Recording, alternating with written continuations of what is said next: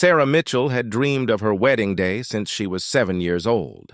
She would sit in her childhood bedroom, sketching white dresses and flower arrangements in her diary. 23 years later, that dream was finally becoming reality. The venue was perfect. A charming garden overlooking the lake where she and David had shared their first kiss 3 years ago. Everything had been planned down to the smallest detail. The white roses were arranged exactly as she had envisioned. The string quartet knew every song on her carefully curated playlist, and her dress, oh, that dress, hung in the bridal suite like a cloud of ivory silk and lace. Sarah had worked double shifts at the hospital for 8 months to afford everything she wanted. As a nurse, money was tight, but this day would be worth every sacrifice. The morning started beautifully. Sarah woke up in the hotel suite surrounded by her 4 bridesmaids, her sister Emma, and her best friend since college, Jessica. The champagne was flowing, and everyone was laughing as they did each other's hair and makeup.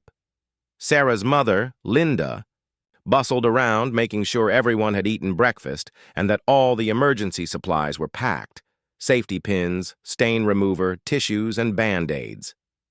"I can't believe my baby is getting married," Linda said for the 10th time that morning, tears threatening to ruin her freshly applied mascara. Sarah hugged her mother tightly.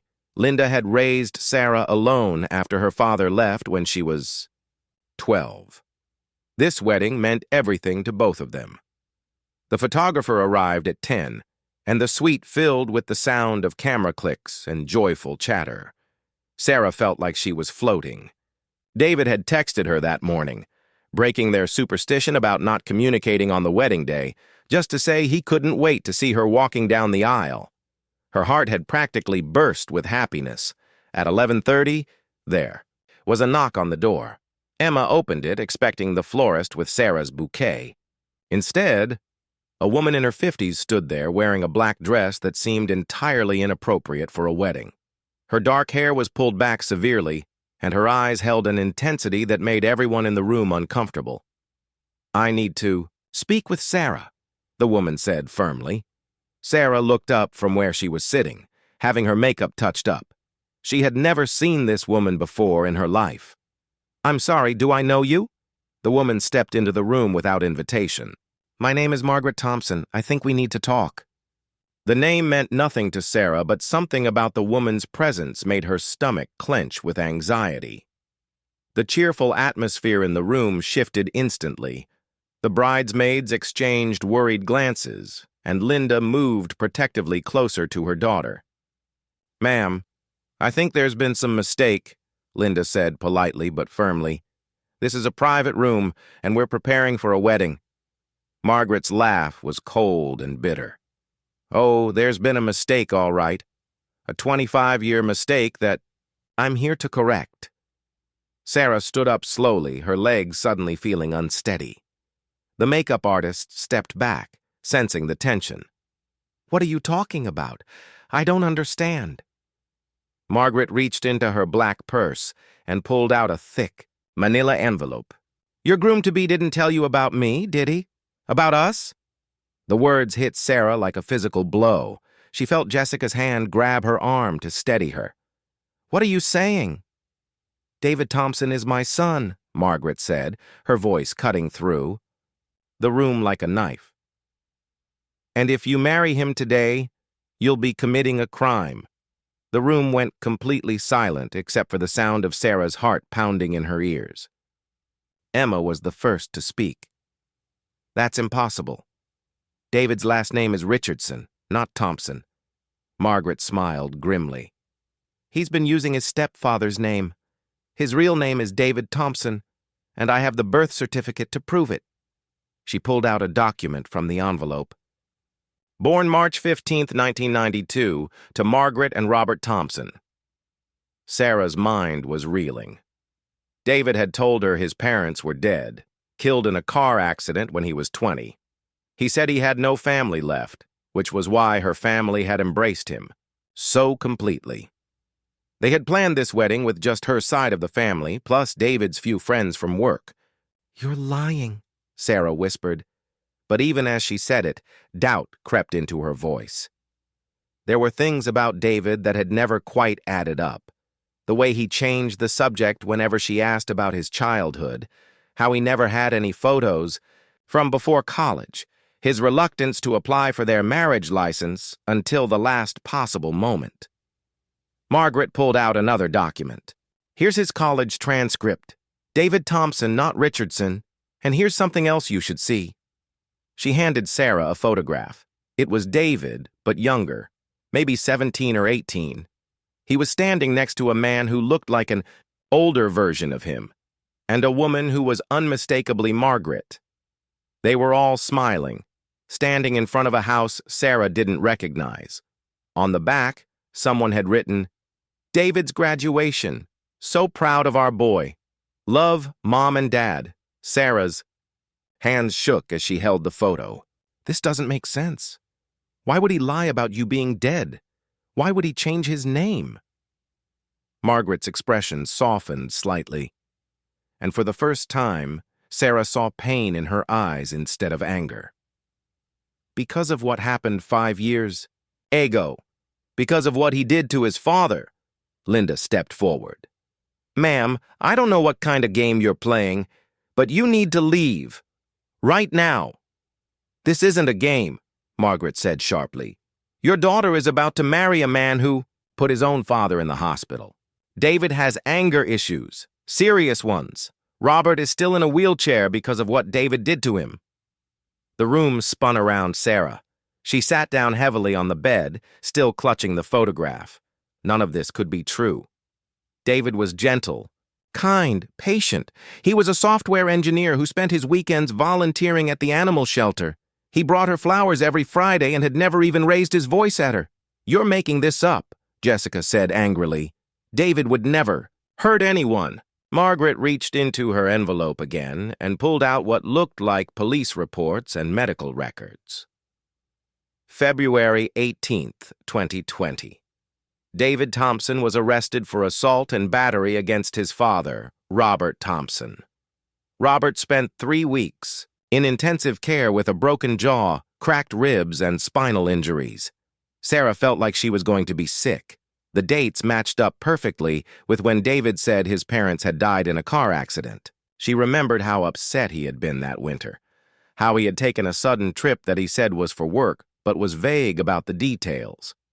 Emma sat down next to Sarah and took her hand. Even if this is true, why are you here now? Why today? Margaret's composure cracked for the first time. Because I just found out about this wedding 3 days ago. David's been hiding from us for 5 years. He changed his name, moved to a different state, told everyone we were dead. I hired a private investigator to find him because Robert is dying. The words hung in the air like a death sentence. Margaret continued, tears now streaming down her face. The doctors say he has maybe 6 months left. The injuries David gave him, they've led to complications, infections, blood clots. Robert just wants to see his son one more time before he dies. He wants to forgive him. Sarah stared at the woman, who claimed to be David's mother. Everything she thought she knew about the man she was supposed to marry in 2 hours was crumbling around her. The fairy tale was turning into a nightmare, and she had no idea what was real anymore. Sarah's world tilted sideways as Margaret's words sank in. The hotel room that had been filled with laughter and excitement just minutes ago now felt suffocating. Her bridesmaids stood frozen, unsure whether to comfort her or throw this strange woman out. The wedding dress hanging nearby seemed to mock her with its pristine whiteness. I need to call David, Sarah said, her voice barely above a whisper. Her hands trembled as she reached for her phone. Wait, Linda said firmly, moving between Sarah and Margaret. Before you do anything, we need to verify this. Anyone can print fake documents these days. Margaret nodded grimly. I understand your skepticism. Call Riverside General Hospital in Cleveland. Ask about Robert Thompson in room 314. Or better yet, call the Cleveland Police Department and ask about case number 2020-0847. She recited the numbers from memory as if she had repeated them countless times. Emma was already on her phone, typing rapidly. "I'm looking up David Richardson online," she said, her brow furrowed in concentration. "There's barely anything here. No social media from before 2020, no high school records, nothing." "That's because David Richardson didn't exist before 5 years ago," Margaret said quietly. "My son legally changed his name after what happened. He wanted to disappear from his old life completely." Sarah finally found her voice. "Even if this is all true, why should I believe David is some kind of monster? People make mistakes. Maybe there's more to the story." Margaret's expression hardened again. "You want to know the whole story? Fine. David came home that February night drunk and angry. He'd been fired from his job that day for getting into a fight with his supervisor. Robert tried to talk to him, tried to help him calm down. David exploded. He grabbed a baseball bat from the garage and beat his own father until the neighbors called the police." The makeup artist quietly packed up her supplies and left, sensing this was not something she should witness. Sarah felt physically ill. The David she knew was nothing like the person Margaret was describing. He rarely drank, never showed anger, and was always respectful to authority figures. "There has to be an explanation," Jessica said, but her voice lacked conviction. "Maybe he was having a breakdown, or someone drugged him, or—" "I made every excuse in the book," Margaret interrupted. "I hired the best lawyers, got him into therapy, convinced Robert not to press charges initially. But David never showed remorse. He blamed Robert for his problems, said he deserved what happened. That's when Robert finally went to the police." Sarah's phone buzzed with a text message. It was from David. "Can't wait to see you at the altar, beautiful. Love you forever." The casual sweetness of the message made everything feel even more surreal. She showed the text to Margaret, who read it with a bitter expression. "He's good at pretending to be someone else," Margaret said. "He fooled us for years, too. The anger didn't start until he was in his early 20s. Before that, he was a loving son. We thought it was just stress from college, then work pressure. We enabled him because we loved him." Emma looked up from her phone, her face pale. "I found a news article. Local man hospitalized after domestic violence incident. It's from February 2020, and it mentions a David Thompson being arrested." Sarah felt the last of her hope crumble. She stood up abruptly, still in her slip and robe, and walked to the window. The garden below was already set up for the ceremony. Guests were starting to arrive. Her co-workers, college friends, neighbors she'd known since childhood. Everyone she cared about was gathering to celebrate what was supposed to be the happiest day of her life. "What am I supposed to do?" she asked, her voice breaking. "The ceremony starts in an hour and a half. There are 150 people downstairs expecting a wedding." Linda put her arms around her daughter. "Honey, we'll figure this out. The most important thing is your safety." Margaret pulled out one more item from her envelope, a small digital camera. "I was hoping I wouldn't have to show you this, but I think you need to see who David really is." She turned on the camera and scrolled through several video files. "These are from Robert's security cameras. I brought them because I thought David might deny everything." Sarah didn't want to watch, but she knew she had to. The video was grainy and black and white, clearly from a home security system. It showed David entering a kitchen, stumbling slightly. An older man, presumably Robert, approached him with concern. Sarah could see they were talking, though there was no audio. Then everything changed. David's posture shifted, becoming aggressive. He pushed Robert hard, sending the older man stumbling backward. Robert raised his hands defensively, trying to calm the situation, but David was already moving toward the garage door. "I have to stop it here," Margaret said, her voice thick with emotion. "The rest it's too much." But it shows David coming, back with the bat. Sarah turned away from the camera, tears streaming down her face. She couldn't reconcile the gentle man she loved with the person in that video. It was like watching a stranger wearing David's face. Jessica sat down heavily. in a chair. "Sarah, I'm so sorry, I don't know what to say." "Say you'll help me figure out what to do," Sarah replied, wiping her eyes. She looked at Margaret. "If what you're telling me is true, why didn't David's criminal background show up when we applied for our marriage license?" He pleaded guilty to a lesser charge, simple assault instead of aggravated assault. The judge gave him probation and anger management classes, which he never completed. He violated probation by leaving the state, but there was never a warrant issued because Robert didn't want to press it further. He just wanted David to get help. Emma checked her watch. "Sarah, we need to make a decision soon. The guests are all here. The vendors are set up, and David is probably getting ready in his room downstairs." Sarah felt trapped between two impossible choices: cancel the wedding and humiliate herself in front of everyone she knew, or marry a man who might be completely different from who she thought he was. The financial cost alone would be devastating. They'd lose deposits on everything, plus the cost of the hotel rooms for out-of-town guests. "I need to confront him," Sarah said finally. "I need to hear his side of the story." "Absolutely not," Linda said immediately. "If what this woman says is true, David could be dangerous. You're not going anywhere near him alone." Margaret nodded in agreement. "She's right. David's violence was always triggered by being confronted or cornered. If you accuse him of lying, especially today when he's expecting everything to go perfectly, then what am I supposed to do?" Sarah asked desperately. "Send someone else down to tell him the wedding is off. Hide up here like a coward." "You called the police," Emma said, firmly.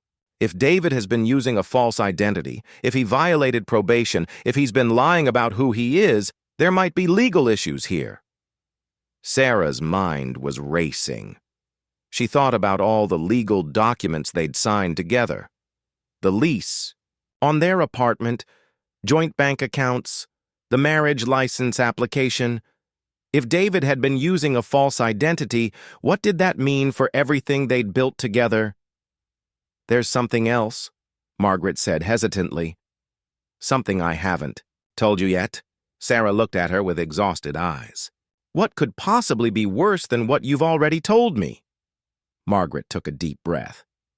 "David isn't just hiding from his past. He's hiding from his present, too. The private investigator I hired found out that David has gambling debts.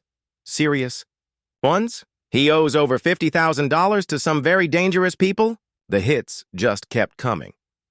Sarah sat down on the bed, feeling completely overwhelmed. "How do you know this?" "Because they came looking for him at our house 3 weeks ago. 2 men in expensive suits asking questions about David Thompson. They said he owed their employer money and had been avoiding their calls. That's when I realized he was still alive and started looking for him." Jessica grabbed Sarah's arm. "Sarah, you can't marry him. Not now. Not with all of this." Sarah looked around the room at the faces of the people who loved her most.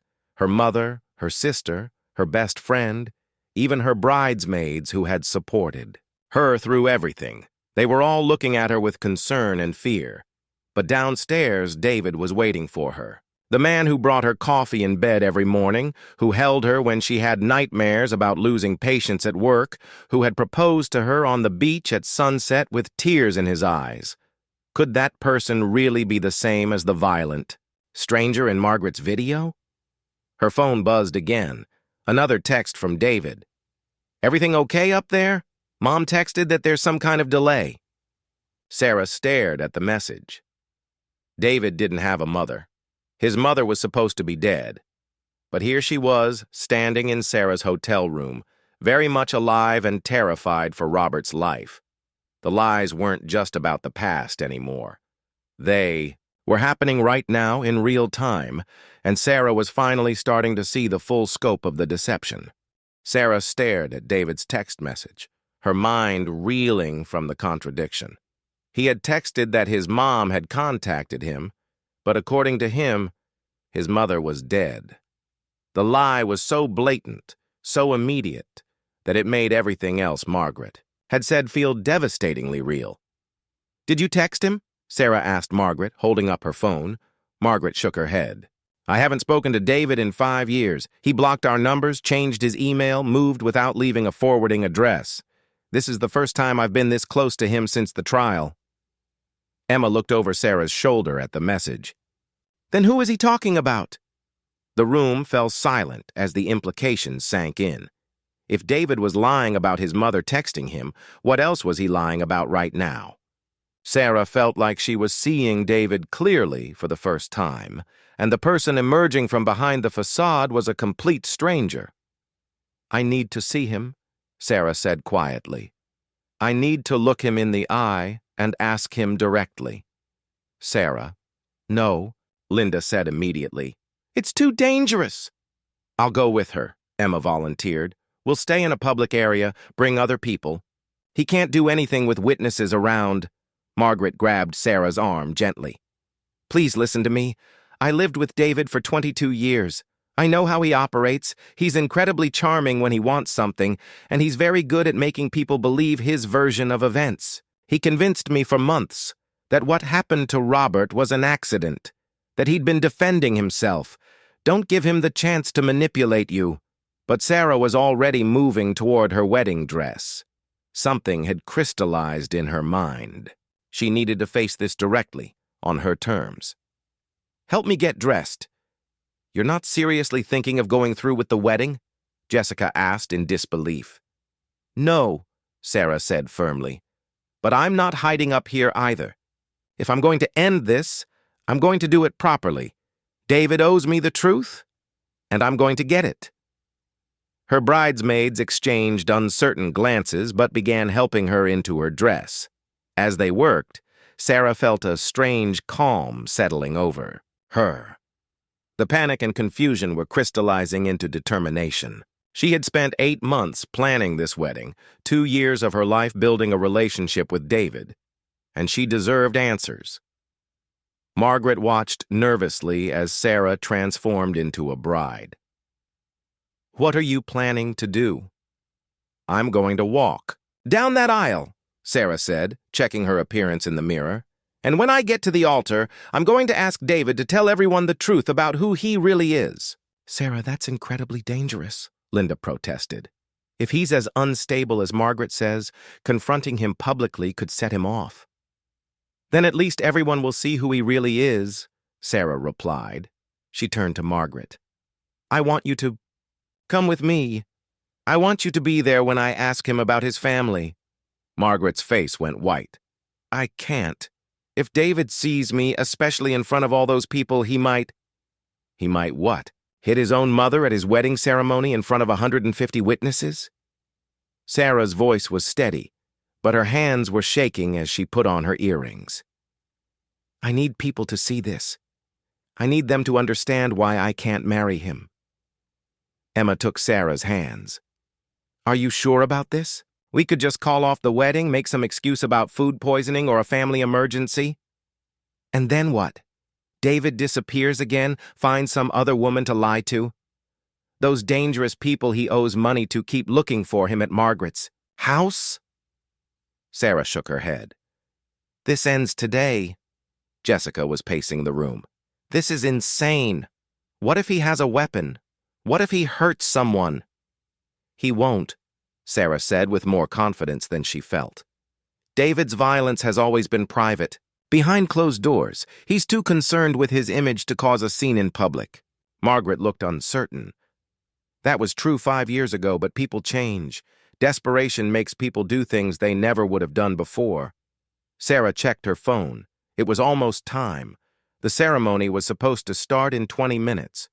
She could hear music drifting up from the garden, the string quartet playing background music as guests took their seats.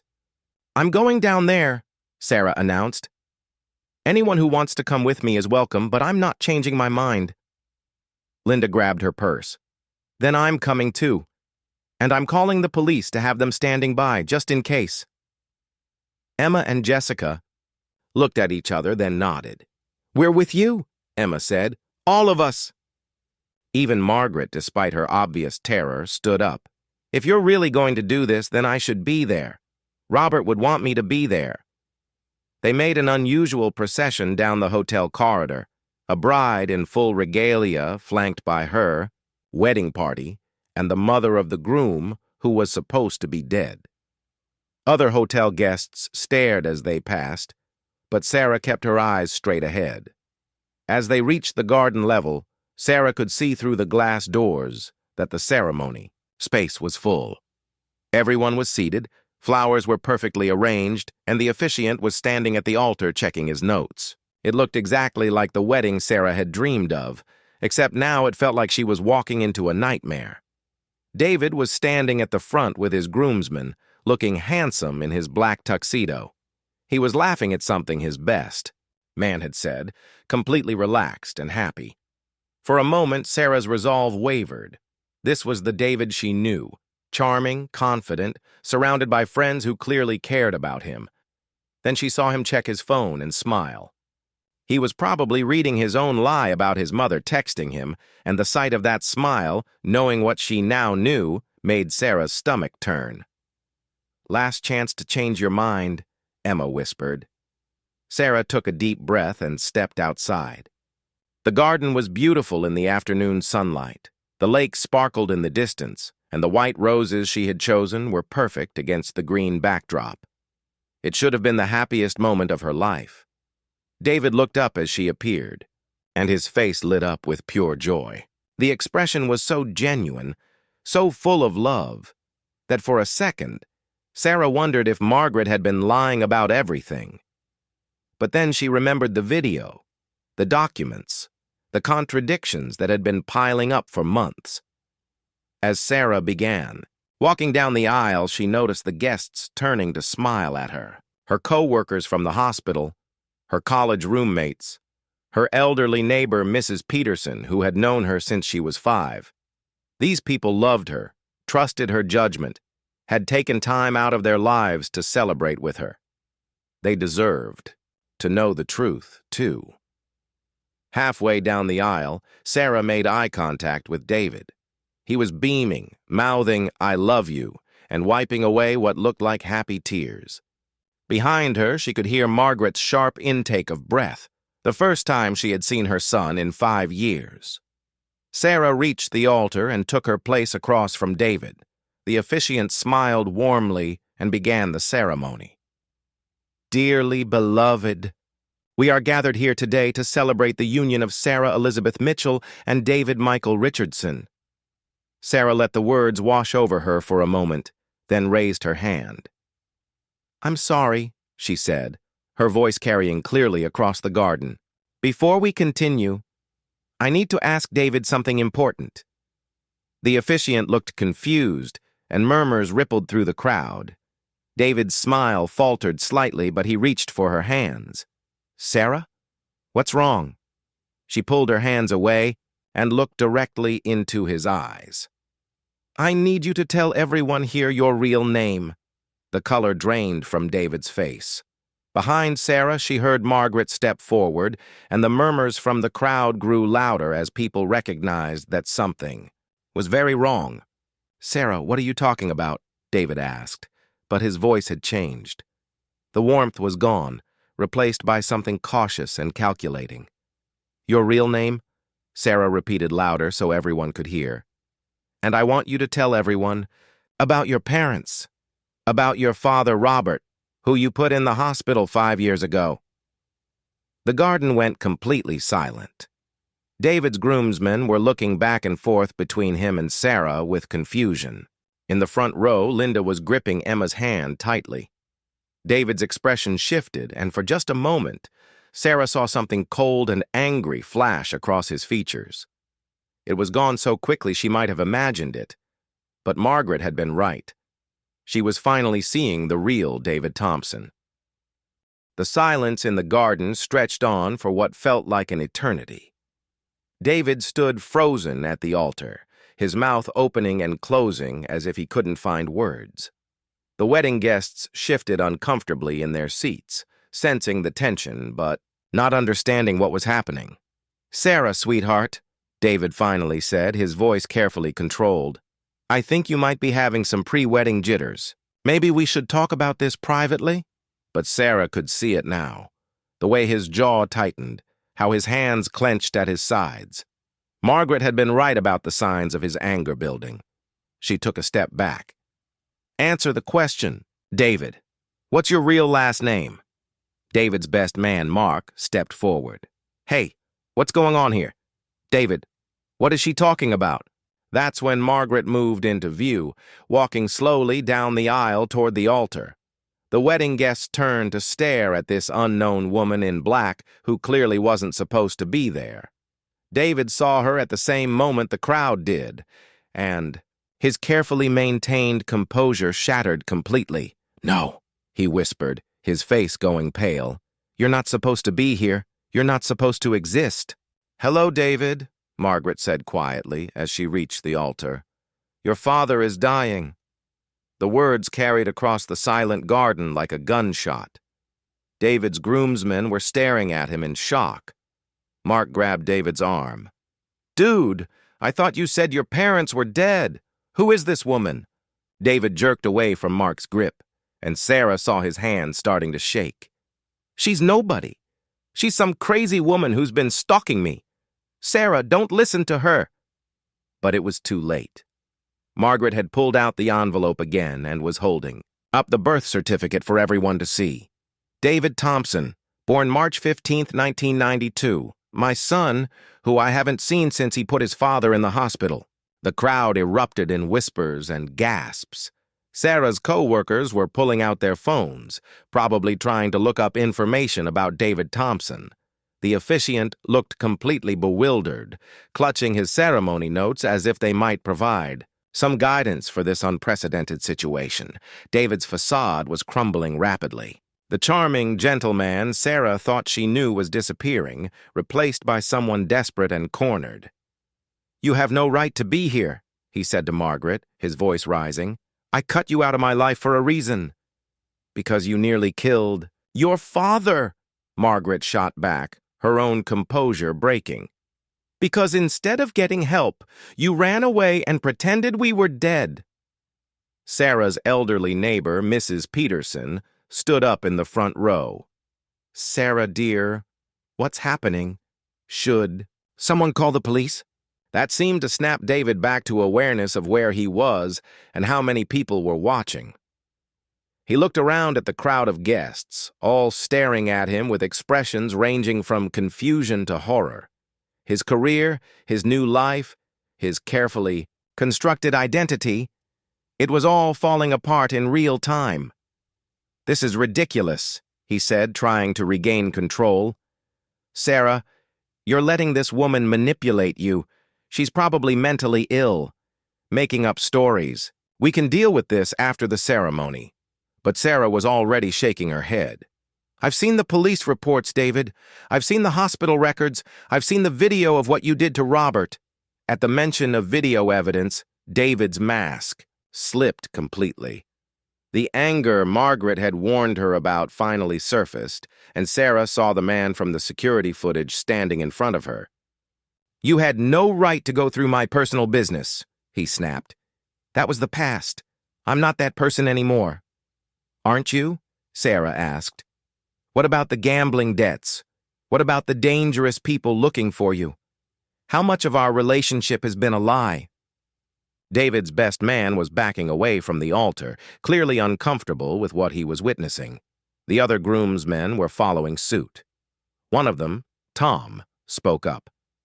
"David, man, is this true? Have you been lying to us about who you are?" David whirled around to face his friends, and Sarah saw his fists clench. For a moment, she was genuinely afraid he might swing at someone right there in front of everyone. "You don't understand," David said, his voice getting louder. "I had to start over. I had to become someone new. The old me was broken, angry, destructive. David Richardson is who I really am inside."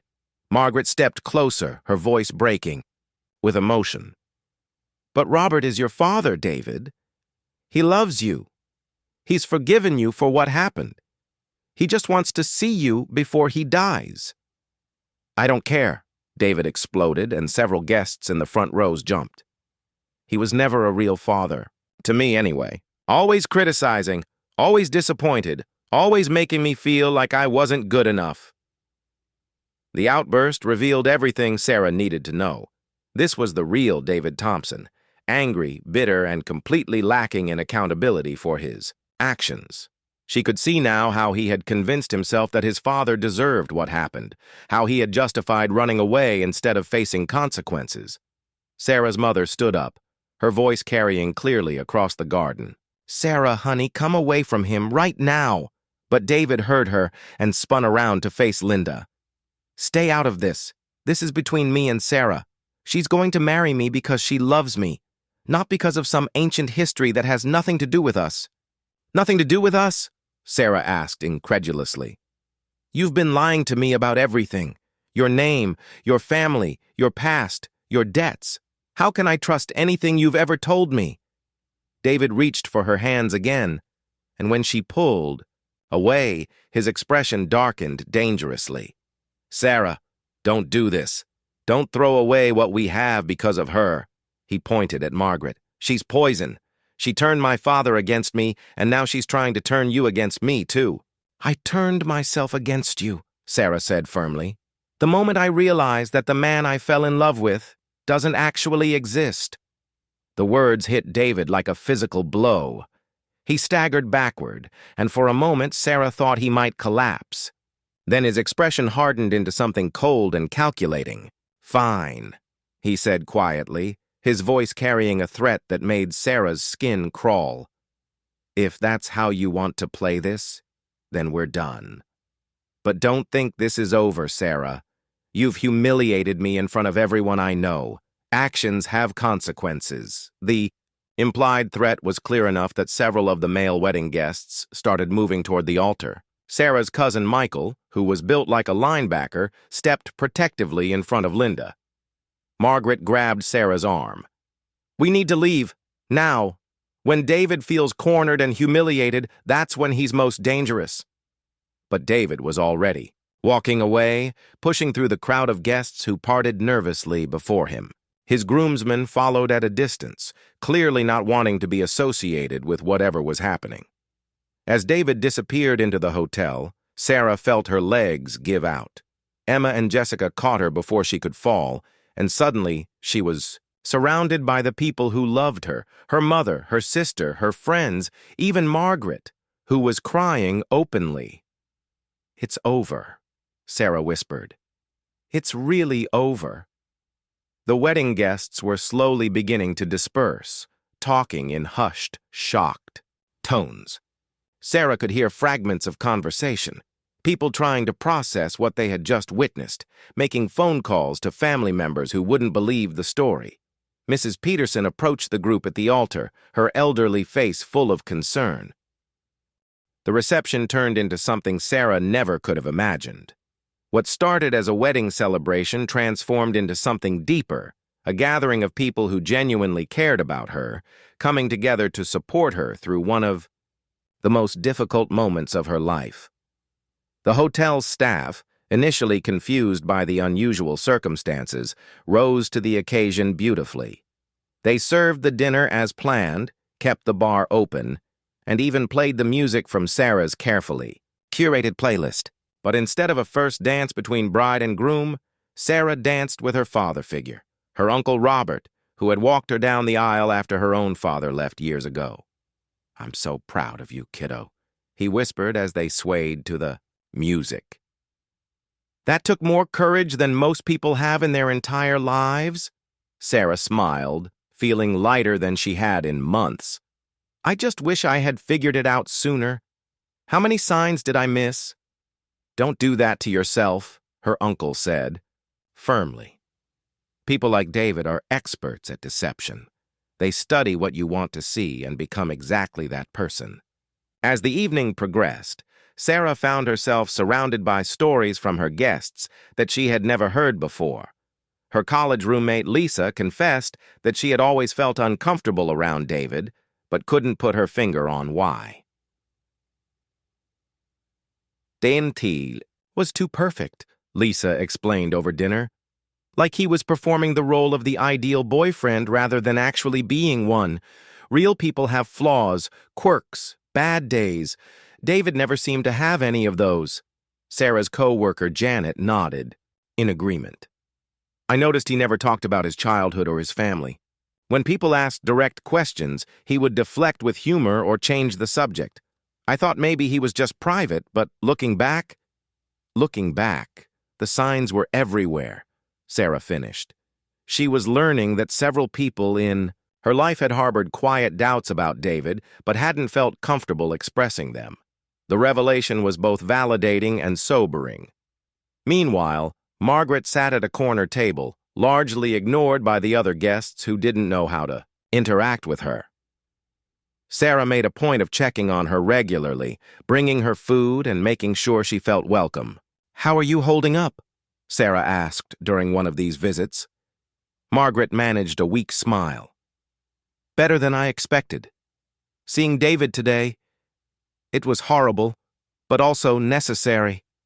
I've been wondering for 5 years if I was wrong about him, if maybe Robert and I had driven him to violence somehow. But seeing him with you, seeing how he reacted when cornered," she shook her head. "He hasn't changed at all. What will you do now?" "Go home to Robert," Margaret said simply. "Tell him that David is alive but that he's not coming home. It will break Robert's heart, but at least he'll know the truth." Sarah felt a pang of sadness for the older man she had never met, dying in a hospital bed while waiting for a son who would never return. "I'm sorry it had to end this way." "Don't be sorry," Margaret said firmly. "You saved yourself today, and probably other women in the future. David will move somewhere new, create another false identity, and find another victim. But at least you won't be that victim." The police officers returned during the main course, finding Sarah at the head table that had been meant for her and David. They reported that David had indeed fled the hotel, taking all his belongings and checking out without notice. "We've issued a warrant for his arrest," the younger officer explained. "Violation of probation, fraud related to the false identity, and we're looking into the gambling debts Mrs. Thompson mentioned. If he surfaces anywhere, we'll pick him up." Sarah nodded, unsurprised. David had built his entire adult life around running from consequences. It made sense that his response to being exposed would be to run again. Emma joined the conversation, having overheard. "What about Sarah's legal situation? They were supposed to be married? They have joint accounts, a lease together?" "We've been thinking about that," Linda said, sitting down with them. "I called our lawyer friend Mike, and he's going to help Sarah sort through everything. Fortunately, most of the legal documents were signed with David's false name, which might actually make things easier to unwind." The practical concerns were overwhelming, but Sarah found herself strangely calm about them.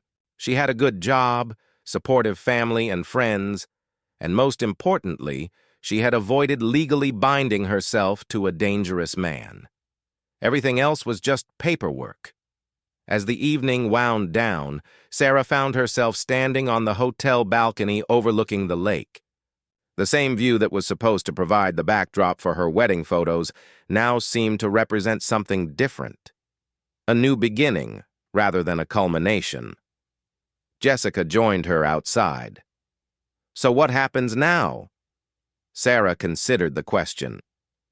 "Now I go home to an apartment that's half empty because David probably took his stuff when he fled. I cancel a honeymoon to Hawaii that I can't afford to take alone. I figure out how to untangle 2 years of shared finances and legal documents." She paused. "And I start over." "Are you scared?" "Terrified," Sarah admitted, "but also relieved. For months I've felt like something was wrong, but I couldn't identify what it was. I kept thinking I was being paranoid or overthinking things. Now I know I was right to trust my instincts." Emma appeared with 3 glasses of champagne. "I propose a toast," she said, "to Sarah, for having the courage to face the truth even when it was terrifying, and to the fact that sometimes the worst day of your life turns out to be the luckiest." They clinked glasses as the sun set over the lake. In the distance, Sarah could hear her guests still laughing and talking inside. These people had come to celebrate her marriage, but instead they had witnessed her escape from what could have been a lifetime of deception and potential danger. Margaret appeared at the balcony door, looking hesitant. "I don't want to interrupt." "You're not interrupting," Sarah said, waving her over. "How are you getting home? Do you need help with travel arrangements?"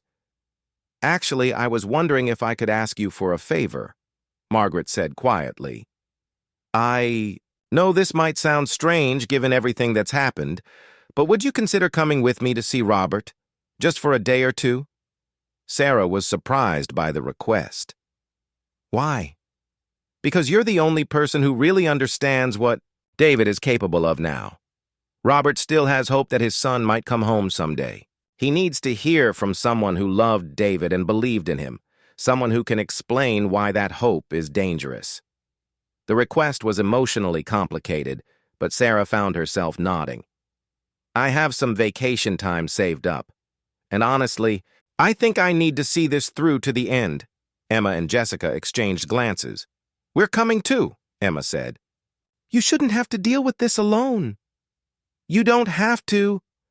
"Yes, we do," Jessica interrupted. "That's what real friends do. We show up, especially when things get messy." Sarah felt tears prick her eyes, not tears of sadness, but of gratitude.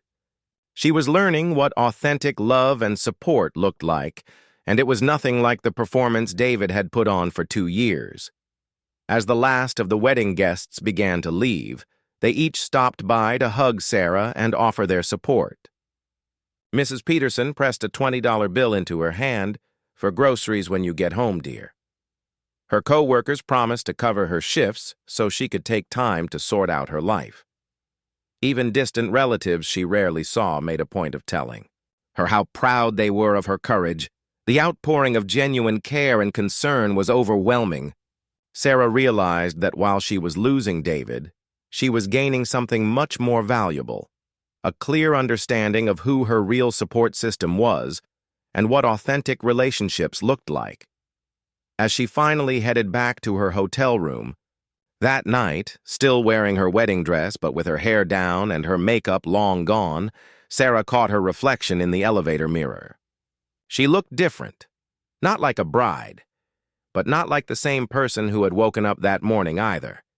She looked like someone who had survived something terrible and come out stronger on the other side. Someone who had faced the worst possible scenario and discovered she was brave enough to handle it. Tomorrow would bring new challenges: legal complications, financial stress, the difficult process of rebuilding her life. But tonight, Sarah Mitchell felt something she hadn't expected to feel on her wedding day: proud of herself. She had trusted her instincts, faced an impossible situation with courage, and chosen truth over the comfortable lie she had been living. It wasn't the happy ending she had planned, but it was something better. It was real. 3 days later, Sarah found herself sitting in a hospital room in Cleveland, holding the hand of a man she had never met, but who felt strangely familiar. Robert Thompson looked nothing like David. Where his son was tall and lean, Robert was shorter and broader, with kind eyes that reminded Sarah of Margaret's. The injuries from 5 years ago were evident in the way he moved carefully, in the wheelchair beside his bed, in the medical equipment that surrounded him. "So you're the young lady who was going to marry my boy," Robert said, his voice weak but warm. There was no accusation in his tone, only sadness. "I thought I was," Sarah replied honestly. "But I don't think the David I knew ever really existed." Robert nodded slowly. "Margaret showed me the police reports from your wedding day. She told me what happened." He paused, struggling with his breathing. "I keep hoping that somewhere inside the angry young man who hurt me, there's still the little boy who used to bring me dandelions and call them flowers." Sarah's heart broke for this gentle man, who was still trying to see good in a son who had nearly killed him. "Mr. Thompson, I need you to understand something. David isn't coming home. Even if the police don't catch him, even if he could come back safely, he won't. He spent 5 years convincing himself that what happened to you was justified." "Tell me about him," Robert said quietly. Tell me about the man he became. So Sarah did. She told Robert about David's charm, his intelligence, his apparent kindness to animals and strangers. But she also told him about the lies, the manipulation, the way David had constructed an entire false identity to escape his past. She described the cold calculation she had seen when David was cornered, the implied threats, the complete lack of remorse. "He's not the son you remember," Sarah concluded gently, "and I don't think he ever will be again." Robert was quiet for a long time, staring out the hospital window at the gray Cleveland sky. When he finally spoke, his voice was barely above a whisper. "I failed him somehow. I must have." "No," Sarah said firmly. "Margaret told me about David's childhood, about how much you both loved him. Some people are just born with something broken inside them. You can't love someone into being different than they are."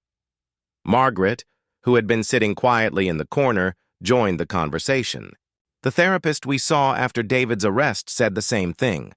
Some people lack the capacity for empathy or genuine remorse. We spent years blaming ourselves, thinking if we had been stricter or more understanding or gotten him help sooner." "But none of that would have changed anything," Robert finished. "Because David doesn't want to change. He wants the world to accommodate his anger." Sarah squeezed Robert's hand. "I'm so sorry you're going through this. No parent should have to lose their child this way." "But I did lose him," Robert said, and for the first time since Sarah arrived, he sounded at peace. "I lost him 5 years ago when he chose violence over accountability. I've been mourning a ghost." Emma and Jessica, who had been waiting in the hallway, quietly entered the room. They had spent the morning helping Margaret organize Robert's affairs and had grown fond of the older couple in just a few days. "How are you feeling, Mr. Thompson?" Jessica asked. "Lighter," Robert said, surprising everyone. "For 5 years I've been carrying hope like a burden. Hope that David would come home, that he would apologize, that we could somehow fix what was broken between us. But talking to Sarah has helped me understand that David made his choice long ago. He chose to be someone I don't recognize, someone I can't help." Margaret wiped tears from her eyes. "What does that mean for us?" Robert looked at his wife with deep love. "It means we stop waiting for him to come home. It means we spend whatever time I have left focusing on the people who actually love us, not the son who wished we were dead." The room fell quiet as everyone absorbed the weight of Robert's decision. It was heartbreaking, but also liberating. The end of a 5-year vigil that had consumed both Robert and Margaret's lives. Emma cleared her throat. "Actually, we have some news that might interest you. Sarah's lawyer friend did some digging into David's recent activities." Sarah looked up with interest. She hadn't heard from Mike since they had started the process of untangling her legal connections to David. "Apparently, David had been planning to disappear for months," Emma continued. "He had already opened bank accounts in another state under a different false name. The wedding was supposed to be his final score. He was planning to drain Sarah's savings account during the honeymoon and vanish." The revelation hit Sarah like a physical blow. She had thought David's flight was a panicked response to being exposed, but it had been premeditated. The man she had loved had been planning to rob her and abandon her from the very beginning. "There's more," Jessica added gently. "The FBI got involved because of the interstate fraud. They found evidence that David has done this before, at least twice that they can prove. Different cities, different names, different women," Margaret gasped. "You mean there were others?" "A woman in Phoenix 3 years ago, another in Portland 2 years before that. Both times he romanced them, gained access to their finances, and disappeared. Sarah wasn't his first victim. She was just the first one who escaped before he could complete his con." Robert shook his head in disgust. "What did we raise? How did our little boy become a predator?" "You didn't raise a predator," Sarah said, firmly. "You raised a son who chose to become one. There's a difference." The nurse came in to check Robert's vitals, and the conversation paused. Sarah used the break to process what she had learned. David hadn't just been lying about his identity. He had been planning to destroy her financially and emotionally from the moment they met. Every sweet gesture, every loving word, every shared moment had been calculated manipulation.